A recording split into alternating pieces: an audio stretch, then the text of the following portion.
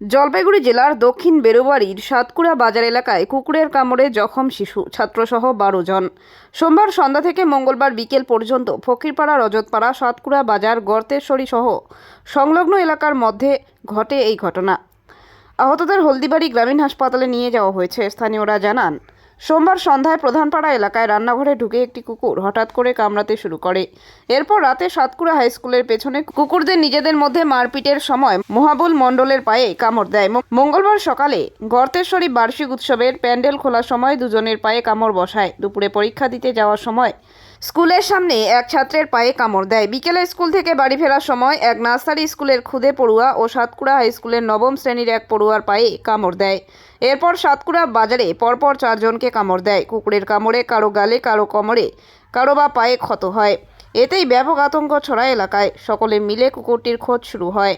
শেষে Satkura BSF camp এলাকায় নজরে আসে ঘাতক কুকুরটির। ক্ষুব্ধ মানুষজন কুকুরটিকে পিটিয়ে মেরে ফেলে। এদিকে একদিনে এত সংখ্যক ইঞ্জেকশন জোগাড় করতে গিয়ে হিমশিম খেতে হয় হলদিবাড়ি গ্রামীণ হাসপাতাল কর্তৃপক্ষকে।